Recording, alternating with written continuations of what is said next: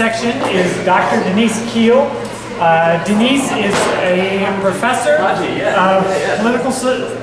the political science department and also with the Institute of Environment and Sustainability at Western Michigan University in Kalamazoo. Her research and teaching focus is environmental policy and law, in particular the use of the courts to influence public policy. And she will be speaking today on climate change and the courts. So, thank you for speaking, Denise. Great, thanks everybody for having me. Is this on? Just a couple other quick things about me, because if I'm not plugging our programs, then I'm not also doing my job. I also chair the Western Michigan University Climate Change Working Group, which is a compendium of faculty, students, community members, Citizens Climate Lobby, our city is involved in that. We have a really great group. If you're in the Kalamazoo area ever, you'll get a lot of annoying emails from me, and then about every 1 of every 5 will be something you're really interested in, and you can come to an event of ours. So you can sign up on our sign-up sheet there. You can take one of my cards. And I'll also just plug that for 3-4 years now, we have a climate change studies minor for our students at Western Michigan University. So if any of that sounds like something you might want to know about or take home to someone, I can help you out with that as well. So I think Nancy Moore's talk this morning did a lot of my heavy lifting for me. And if you were in this last session on the Endangered Species Act, a lot of heavy lifting has been done for me. What I am not going to talk about is the science of climate change. Okay? I'm going to assume that we all think that it's happening, that we know that it's humans, and that we should be doing something about it. And why the courts? This is my area of scholarship, but as most of you know, we do not have federal policy. Right? So working through our legislature, and we've tried to do some executive actions under the Obama administration, the courts are really where the action is on climate change. It's the one avenue of government available for us to challenge right now. So I'm hoping you learned some things from Nancy Warren's talk this morning about knowing some of your laws. Knowing some of these federal laws really is helpful to your advocacy, how to use them, and even if you're not going to use them yourself, knowing how others are using them to inform your own public advocacy campaigns is a really, really important thing that we can do. We can highlight how others are doing these things. And if you want to know more, you can call me or call a lawyer, right? Okay. So, I want to talk just for a second about why are the courts important. So maybe a very brief sort of civics lesson here, and then mostly about how the courts can affect environmental and climate policy and some of the cases that are going on, cases and controversies, and how those are being dealt with, and why that might be an avenue to move other political actors. And then hopefully we'll focus a little bit at the end on why you should care about any of that, and a little bit about what you can do with this information. So just a quick reminder here of how our court system works. It's geographically based, right? So what this map is showing you is our circuit court locations, and if you can see the little squiggly lines, right? Michigan has 2 districts, right? Washington, those are our district courts. There are 95 district courts throughout the United States. When you have a case in a district court, that settles the question or controversy for that geographic area. Right? You appeal that to your circuit court location, which then when the 9th Circuit that you hear a lot about in environmental politics makes a decision, it covers the governance of that particular geographic area, right? It's only when we get to the Supreme Court that we have the nationwide law, right? So it's an important thing to think about where cases are brought geographically, especially if you listen to Dr. Schneider and this idea of the Endangered Species Act and how that law sort of moves. The other sort of thing, other than geographical, to remind ourselves about the courts is that this is an ad hoc institution, right? Believe it or not, our legislature is supposed to be rationally addressing problems that come to it and thinking about ways to formulate policy for those. The courts are waiting for you to bring them a problem, right? And we have to wait for that person to have a harm, to bring that to the courts, right? So we often think of it as sort of ad hoc. So before we had any of the federal statutes that many of you know about, we relied on something called the common law. And it's really actually important to understand because it's coming back in full force today. So nuisance is the way to think about this, our common law tradition. And all this means is we don't have a statute, there's no legislation, and this is case by case, judges deciding issues over time that then becomes sort of known as, well, this is the standard, right? And the big standard that was used to deal with environmental issues is called nuisance. And the first one there is about a private nuisance, right? This idea that I could be affected by your actions negatively. Most of these cases are about pollution. Note the time period there, right? 1904, 1906. This is right around the time where that first era of consciousness about conservation is happening. But it's also the Industrial Revolution. Private nuisances are kind of hard to bring. You'll notice in that clause there it says, I have to be able to affect a single or limited number of persons. When you're trying to bring a pollution suit and say, I'm the only one affected, you had companies and the government winning a lot of these suits because they said, well, yeah, but my pollution affects everybody. And these would get dismissed, right? So not a great way to go about things. A public nuisance suit, on the other hand, is meant for that kind of idea, that we could have a situation that affected a large number of people. You have to show that significant harm, though, and this unreasonable interference. The idea of the law is about shifting values. What is unreasonable in 1658 on a pigsty is different than where a brick factory can be put in 1858, is different from where a coal plant can be put today. That shifting standard of reasonableness. These public nuisance suits are part of the litigation sort of strategy today. And the thing that was interesting about them previously is why they weren't brutalized because of the reluctance of public officials. You see, it's a requirement that a public official has to bring this suit. Well, at the turn of the Industrial Revolution, when your entire economy was based on the business that you might be bringing this suit against, turns out folks were a little bit reluctant to bring those. So this is coming back, though, and you'll see in a lot of the cases I'm going to talk about, states, cities, and counties being the folks who are suing the federal government or their state governments over these issues. One other quick reminder, the law we're talking about here is maybe, unfortunately, not criminal, okay? We're talking about civil law. We're talking about folks passing injunctions, stopping or starting behavior, or getting money, claiming damages in some way, right? So this is kind of all we had, right? To rely on these problems that we knew were happening at the turn of the century and in the Industrial Revolution. And then it turned out that we learned to identify this problem a little bit differently in the 1960s, as all of you know. Right? And this word common sort of is my thread today. We identified problems at the global level, that pollution is also transboundary, and that government should and could have a role in this particular exercise, right? This really shifted things away from common law, and then we ended up with the environmental decade, right? Where we passed a number of federal statutes, legislation to solve these very problems, right? Public nuisance wasn't doing it. We were going to have overflowing the courts. This is something that Congress ought to take control over. Now, you're seeing some of the bedrock environmental policies here, right? The Clean Air Act, National Environmental Policy Act, the Clean Water Act, Endangered Species Act, which you just learned a lot about if you were in this room. This was a very targeted approach to include litigation. All of these statutes also include what's known as a citizen suit requirement. And this was to open up the idea that you too are going to be affected by this, and not just folks who have all the resources or are representing the township are able to sue. You and I can actually sue under these laws. And that was modeled after the Civil Rights Movement. The environmental legislation took many lessons from the Civil Rights era, from the NAACP, and the way that those groups used litigation as part of their strategy. There is a huge body of literature on the idea that we were passing these laws while many of the large environmental groups were lining up citizen plaintiffs in order to tackle them and take them to court and enforce them. Environmental law has a long history of the courts being the enforcers, okay? And so I've listed, you know, if you come take environmental law with me at Western Michigan University, you get to learn about all of these cases, but it really has been the way that we have made sure that these acts are being enforced. Because as you know, now when you take, if they ask you on the citizenship test, there are still 3 branches of government. But if you take a class with me, you will learn about the 4 branches of government, okay? So the idea here, right, is if we're not getting legislation, and we're not on climate policy, it's very encouraging perhaps now, right?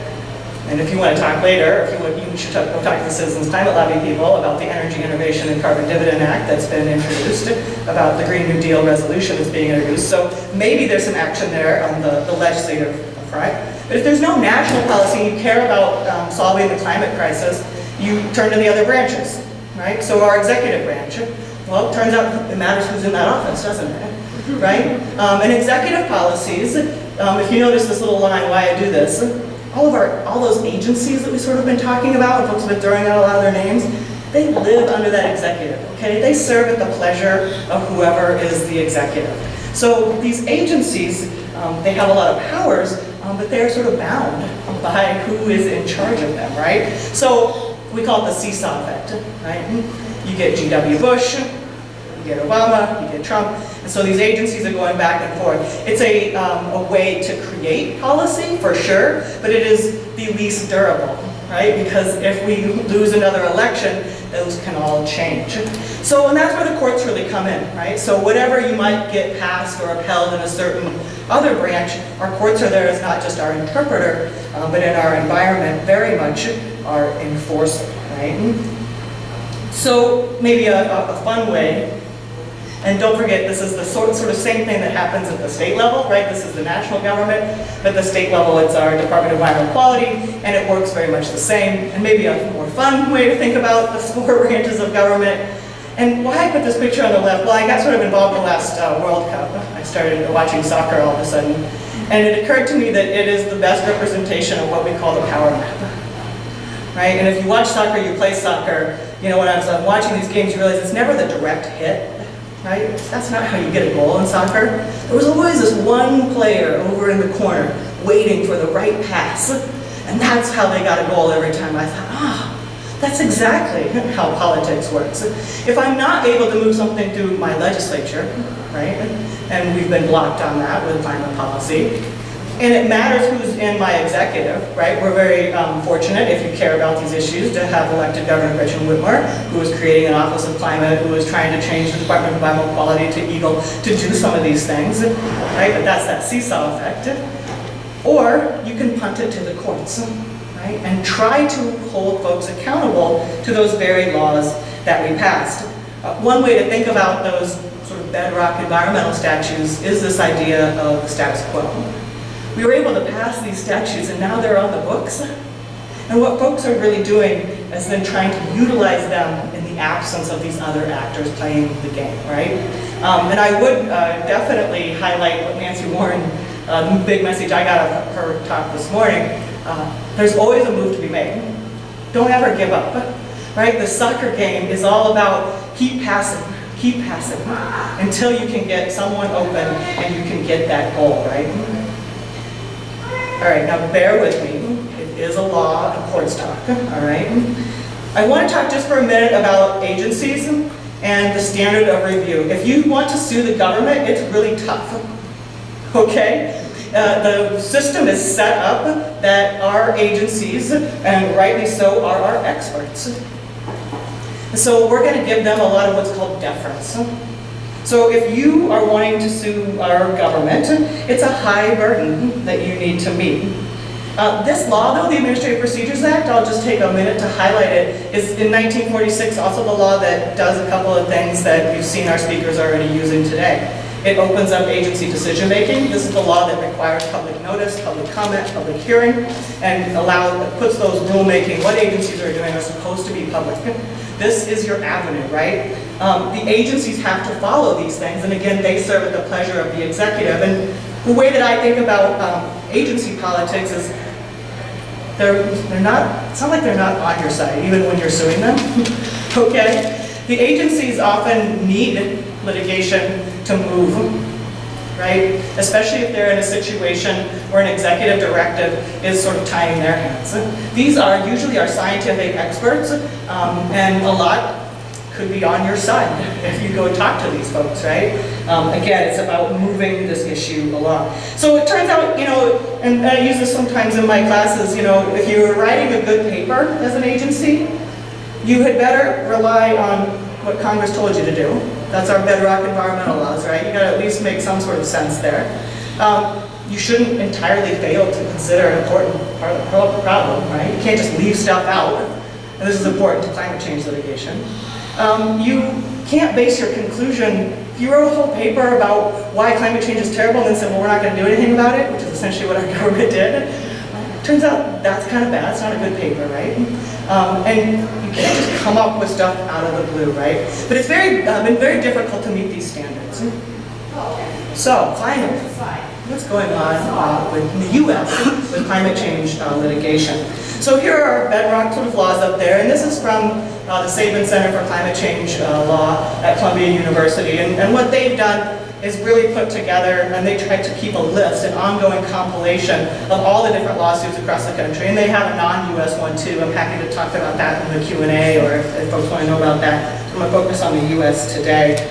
And we're using, again, existing laws. We don't have new climate change policy, right? Maybe we have some opportunities now. So what we need to do is focus on our existing Clean Air Act, Endangered Species Act, Clean Water Act, National Environmental Policy Act, this idea of common law, and this other idea of public trust. Now, there are thousands of these cases now, and I will tell you, studying this in my career, the amount of lawsuits about climate change that started in the mid-2000s rivals the same amount of lawsuits in the environmental world that have been going on for over 40 years. Okay, this is where the action is at, because it is our one avenue that is available to folks who want to see policy. So I'm going to walk you through some of the federal statutory, some of the litigation that's going around, some of the stories, the common law claims, and the sort of public trust doctrine, the big case that many of you know about, our children's trust. So I'm going to try to walk you through a little bit about how to think about those and how those might work. You're going to see two different ways that scholars approach this issue. When I talk about the Clean Air Act and the Endangered Species Act, it's sort of a case-by-case approach. And then I completed a study on the National Environmental Policy Act that will show you what a social scientist does. So here we go. A lot of you maybe know this, right? The first kind of big case that gave any sort of standing and the idea of winning, finally winning, meeting that high burden of proof for the courts for climate change is Massachusetts versus the Environmental Protection Agency. You notice that the state, right, suing our federal government. That's very, very important. And they were suing the Bush administration over failure to act on climate change, right? Goes all the way to the Supreme Court under the Clean Air Act. Is this something that our federal government should be doing? You've been, again, writing report after report that says there's something going on. And then we were trying to deny those. It turns out that's an implausible way to base your decisions, agency. And this is what I mean by, I would contend to you that folks in the EPA also wanted climate change policy in action.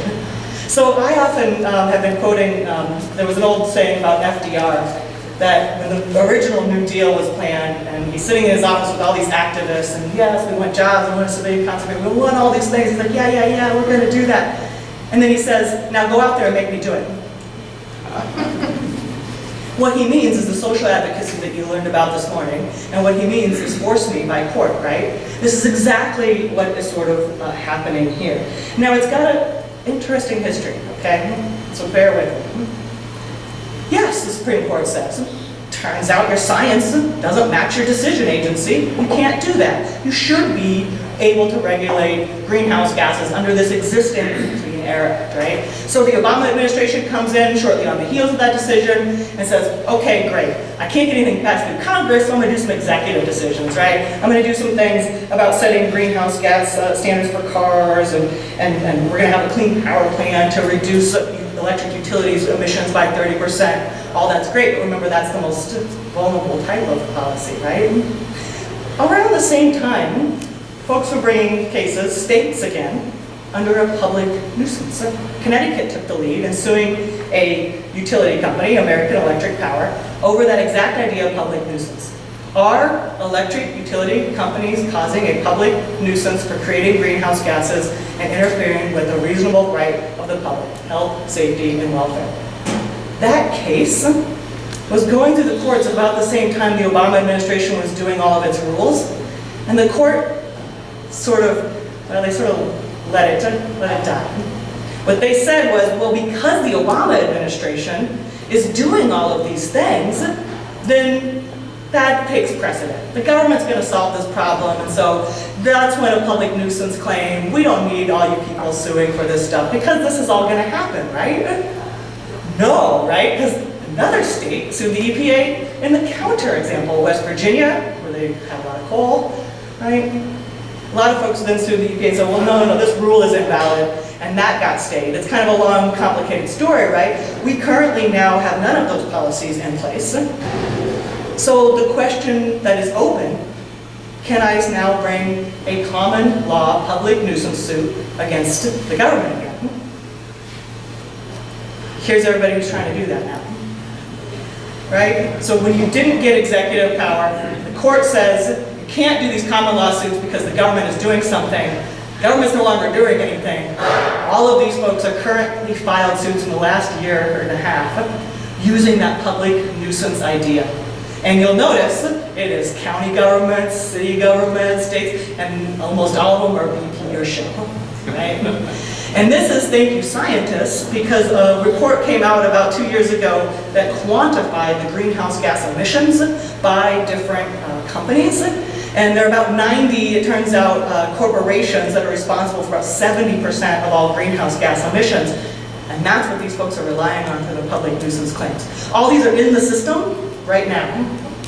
So one of the ways, again, that we can think about the courts working is this idea of forcing other actors to move. I can tell you that all these places don't like getting sued, right?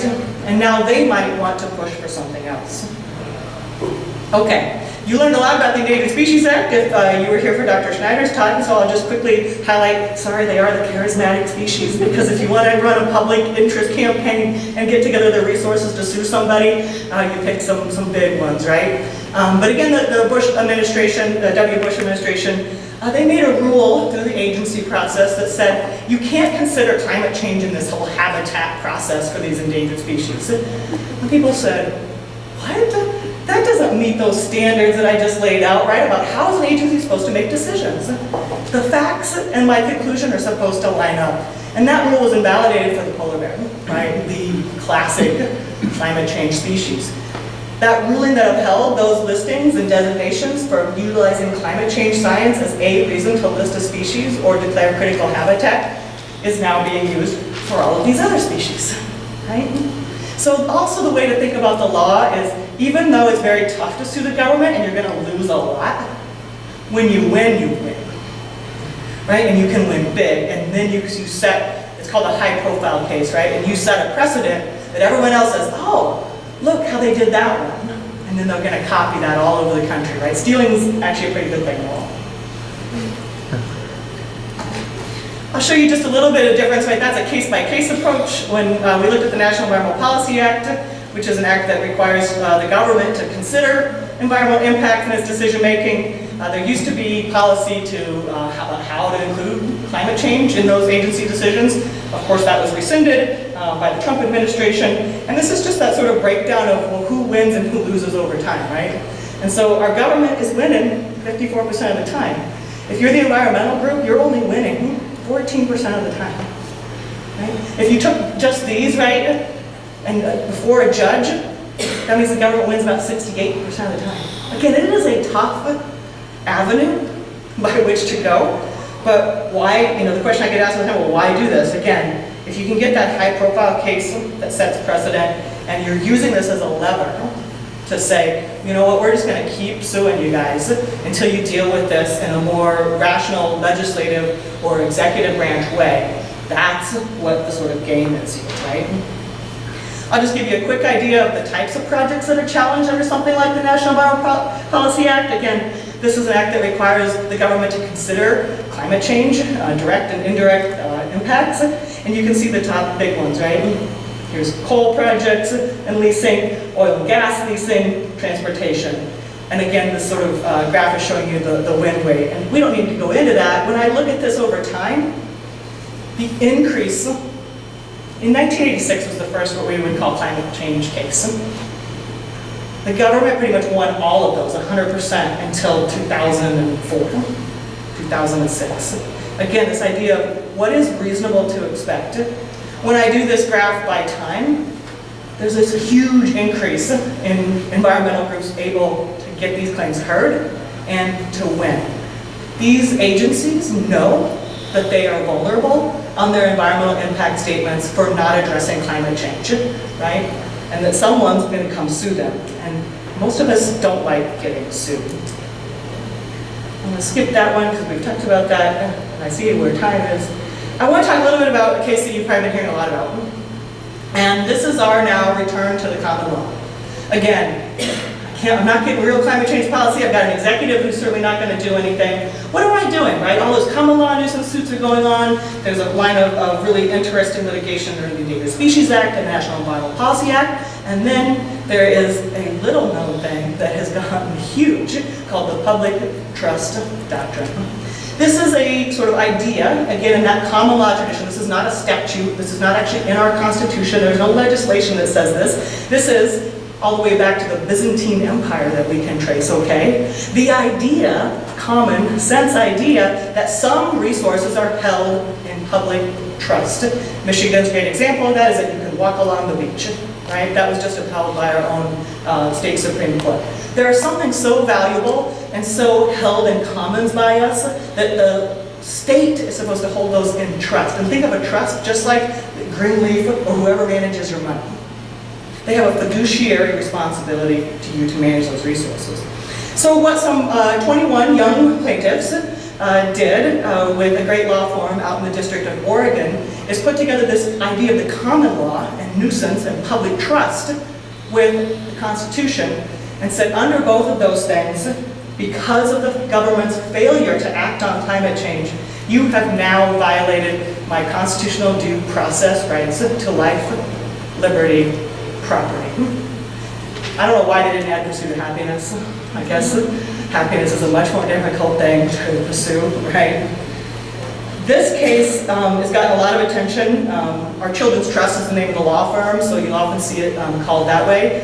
It's also called the trial of the century. I would say that's pretty accurate. Again, we're seeing the courts being the political mover where we can have some action, perhaps, on climate policy. And this case is really proving that reasonable standard has shifted. Judge Aiken in the district court has rejected all of the government's arguments, if you can read all of that, right? The atmosphere, yeah, we can consider the atmosphere a public trust. Yeah, that makes a reasonable sense, she says, right? Her opinion is great. The federal government has these obligations, and you haven't been displaced by these other statutes that I talked about. Why? Because you guys ain't doing nothing. Yes, you have the power under the Clean Air Act, but since you're not doing anything, they have the right to sue you under all these other ideas, right? And they do have this way to do that. And it got cut off a little bit about there. It's been, I used to try to keep up with my slides like, oh, and then this happened. It would be taking me an hour to talk to you about the up and down of this court. It's gone all the way to the Supreme Court with the government arguing that, you know, this shouldn't even be heard, we should dismiss this. It's been back and forth and up and down, and finally we are moving forward with a real trial, and that trial date is now set for the middle of this June, okay? This is a very important one to watch. Again, might shift our entire sort of reasonable standard, and even if we can't kind of find the government liable for that, maybe this is, again, the leverage that moves the rest of the national government to say, whoa, we don't want you guys suing us and having to pay you. Maybe we should pass real policy instead, right? Why should you care? I met this guy Thursday at the Michigan Climate Action Network conference, and I said, can I use your picture? He said, yeah, he told me the story. So what you can do, right? Maybe you can sue your government, right? Nancy Warren can do it. Many of us can figure out ways to do that. It takes a lot of resources to sue your government. This is a guy in Ann Arbor who put solar panels on his house, and our state currently taxes you for that as an added value. And he challenged that, right? Hired a lawyer, and he lost, okay, right? Because again, it's a very tough to beat the state. You know, you can fight City Hall, right? But you too could do this on your own. There's average people all the time that are making this happen. It does take resources. I think Nancy spoke to that a little bit. But more, you know, what I'd sort of suggest to you, why should you care and what should you do, is to, again, understand this as a strategy. James Hansen, one of the premier climate scientists, he came up with this phrase, I wish I had said it, litigate to mitigate, is really what I'm submitting to you today, right? This idea that, yeah, we should be targeting the people who are most responsible, all those cases about BP and Shell and those that I showed you, and our government. Right? We should be targeting those folks with the power to make necessary system changes, and the whole idea here, again, is that that pressure puts them on the correct policymakers to develop and implement other effective policies, right? Because again, the courts are ad hoc, and it's a civil, and this is damages, and I'm only working within that geographic region that I'm able to get a win that's tough to get, right? Litigate to mitigate. The other thing that I would suggest to you is, again, know your laws and be utilizing these kinds of cases and information in your own public opinion and information and advocacy things, right? Just a basic understanding of some of the bedrock laws and the legal standards available can start to change the extent people believe certain acts to be harmful.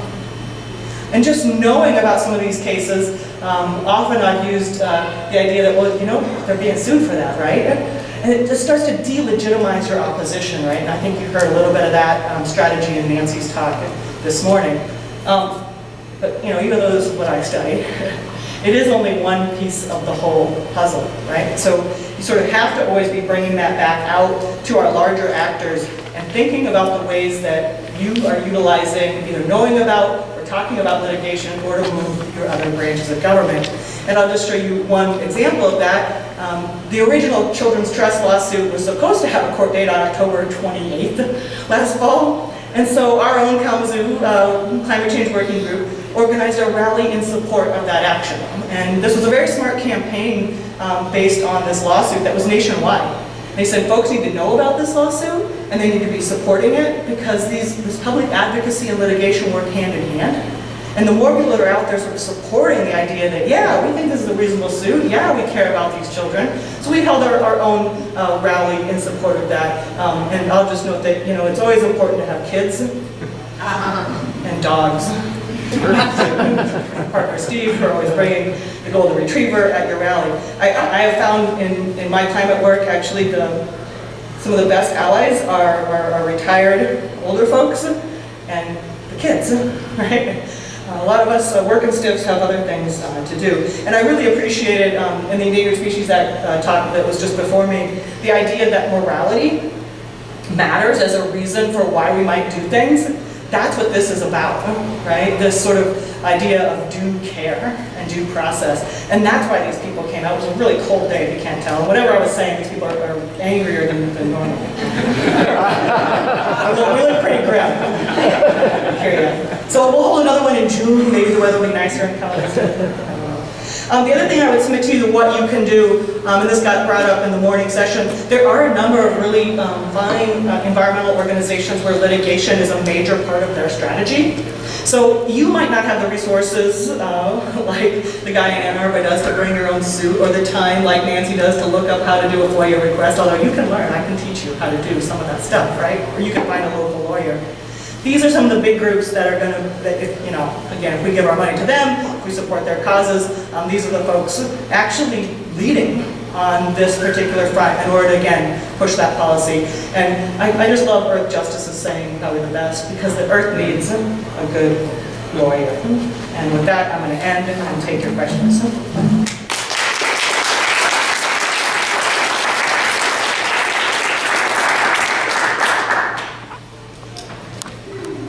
Yes, sir. I think the city of Toledo is now putting in some ordinance that would make the lake even rights. I think Ecuador has a constitutional amendment that gives natural features the right to sue. Is there anything like that going on other than that? It, you know, it has a chance. So the question, as I understand it, is do natural features, does the lake, this was a Supreme Court case all the way back to 1972, Sierra Club, do animals have standing? Justice Douglas in the dissent argued, yes, they absolutely do, because as many of you in this room know, we give it to corporations, and we give it to ships, and we give it to all sorts of other folks. So far, no, right? And the way people have gotten around that, and this is really this litigate to mitigate strategy. I look at that case and we say the Sierra Club lost. They didn't have standing to sue on behalf of this plant. But really they won, because the rest of that opinion is all about how a group can legally go about what's called organizational standing. And that's why supporting some of these groups are important, because they are looking for the right case to bring to the court. And what they need are plaintiffs, right? And all the Sierra Club or any of these organizations needs to do is to get an affidavit from Denise Keele that says, you know what, I used to hike in the middle of King Valley. and I enjoyed it, and therefore I have standing to sue, and I'm going to cede that to Sierra Club. So sorry, no plants and animals can't go to court yet. I'm laughing because Miles, I have a student here who that's the first week's question, I think, in class. Another question. Just about the city of Grand Rapids and many of these places have sewers, and every time there's a flood, and it sewage goes all over everything. Why does that never get corrected? That has been corrected in. It has been, actually. We learned about this last Thursday. A lot of those are being corrected. We know now what we do sometimes, and then it's called climate change and flooding exacerbates them. Something else. Hi. We sat next to each other. I was just saying, I bet half the room I saw Thursday. This is so fun. And we're stalking each I other. just wanted to suggest, last year the Citizens Climate Lobby in Grand Rapids actually Skyped with our Children's Trust attorney and Great. some of the Yes. students. It was really great in a theater in Lewis Fall. So you might Yeah. want to consider doing that too. That's a great idea. We are lucky enough in Kalamazoo, we have the grandfather of the lead lawyer. So maybe he could help us with a little bit of a connection. It's very powerful when young people are speaking about their future right now. Yeah.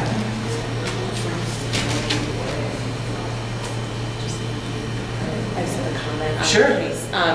I know that they're also making it not just as a public trust issue, but also a human rights issue, which adds another dynamic to the case, which is interesting too. That's right. Yeah, and so it's also a human rights issue, which they're also then calling into the government question, whether the United States will or will not continue to sign the human rights conventions at the international level is also part of this suit. And that's what a lot of the international, this is going on, there's lawsuits all across the country about climate change right now, right? Well, it turns out the United States, the way that our system is set up, and it turns out we kind of like to sue people, we're kind of litigates, if you will, right? But this is much more common in the States, but it's happening all over, and it's happening as a human rights issue. Yes, sir? 2 slides back there, you had a list, and I was puzzling over, okay, This one? no, one. Oops, sorry, okay, there. Okay. Yes, sir. Okay, home opinion and information, 1, 2, 3, third bullet point, delegitimizing the opposition Yeah. under litigation. I'm not sure what you mean by that, but it worries me that so much of our arguing right now in this country is angry, delegitimizing, Yeah. dehumanizing the other side. It's destroying our ability to have civil conversation. Yeah.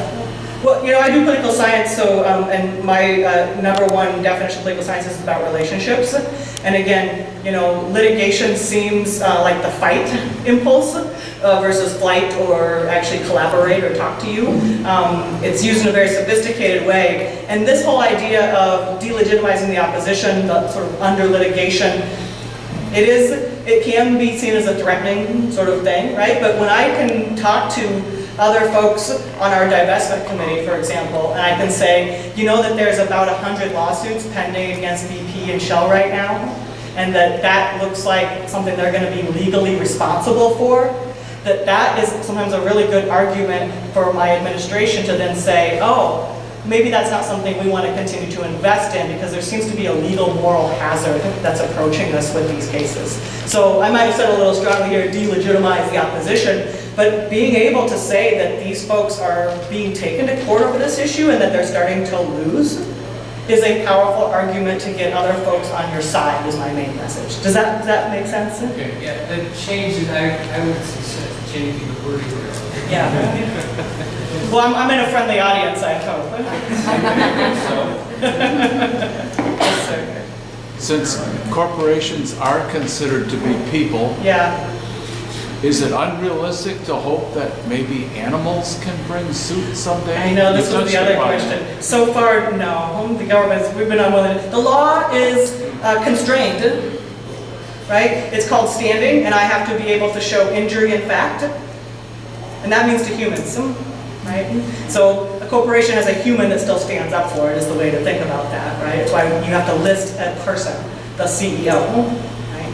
And we have to list Sierra Club to stand up on behalf of the animals, right? So even if we've had an 80% die-off of moose because of climate change, we can't go to court for that? We can, but the moose can't. It's the Lorax idea. I need somebody to speak for the trees, is the way that the courts have interpreted legal standing in the U.S. Yeah. Otherwise, you get into this weird metaphysical game of what's the moose going to say, how's it going to write a brief. And really it's an anthropocentric kind of idea anyways, that I can even speak for that species and what's happening to it. But within the constraints of the law, that's what we got. That's our system. Over here first. Don't animals go under, like, police dogs have rights? Like, Don't they? who does? Police dogs. Sure, so, Cases where police dogs have been protected, so what? they are supposed, they're sworn in as officers of the court. And it's like under the Endangered Species Act where the bald eagle is protected, but we also protected the golden eagle because it looks a lot like it, and if we didn't want you being able to say, well, It's not concrete enough. it's not really real. I'm sorry. I know, you guys are piling on this. This is why that public trust doctrine is the way to go, though. It is the best legal remedy to do the thing that you're talking about. How do I put myself not above, but yet inside an ecosystem is what you're sort of arguing, and how do I best represent within this legal framework the idea that the water matters on its own, that the moose matter on its own. That's this idea, again, it goes all the way back to the Byzantine Empire, that we live within a commons, and that some of those resources are so important. Well, even though we know about behavior, there's so much behavioral science now backing animals. That's been used. There was a bird case in Hawaii, and a recent tree, the trees are talking to each other, all the science is coming out. So folks keep trying this particular legal strategy. Yeah, again, the court gets hung up on the question of how is the bird going to come in and present its case.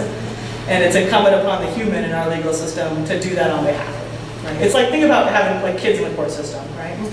You have a legal guardian that represents you. If the public trust, if the Julian case is one of standing, is that the public trust? That's So right. what are the remedy the court's going to use, or what are the standards it's going to use, if assuming that the doctrine holds? Yeah, so this is the idea, back to civil law, right? This isn't criminal. Nobody's going to prison. Maybe that's unfortunate, right? This is the idea that this would compel the government to act. So this is a suit that says your failure to act is stopping my rights. Think of it much like civil rights movement, right? So what do we then need to do for me to stop violating your constitutional rights? And the other thing that we can do, and what all those other public nuisance suits are about damages. And again, this is this idea of sort of pushing the levers of the game. Once BP and Shell and others start losing some of those suits and they have to really start paying, right? That hopefully will change the market. Yeah. What are your thoughts on the recent judicial appointments that have been approved at the federal level? I was hoping. I took out the slide that I skipped there just in the interest of time. A lot of the work that I do is judicial behavior. And I'm sorry to tell you folks, if you haven't figured it out already, yes, ideology matters. Federal judges are appointed by presidents and governors and then confirmed by our Senate. And it turns out the party of the appointing president of a judge predicts a large amount of their decisions and behavior, especially on an issue like environment that is partisan. So that the courts are moving towards a more conservative view, anti-environment, pro-property rights in those appointments should be very worrisome to some of the cases that are up here, especially at the Supreme Court level. If one of these cases gets kicked up, right, you're starting to be a little bit more vulnerable. So, I'm not optimistic. Yeah. In a parallel with the what happened with the cigarette industry years Yes. ago, Yep. there's documentation that showed that Shell knew of the damage to the climate That's years right. before anybody else did. Is that being, Yes, that's what's helping the children's trust, why it's in fact very powerful, is that they're saying exactly that. Not only, it's the age old, for those of you that lived through the 70s, right? When did you know and what did you know and when did you know it, right? It becomes a very important question in the law. And one of the things that they're able to argue is essentially the VPs and the shells, and even the federal government has known for over 50 years, right? So you've had time to act, right? Because one of the government's arguments always is, well, but, we're trying. We're doing it. Well, you can get away with that for a while, right? Your paper maybe can be late a day or a couple days. But all of a sudden, no, it's the end of class, and I can give you a grade, right? And that's really been used dramatically in the children's trust. That's a good question. I see him standing up, which must mean something. Well, anyway, let's take Dr. Keele again.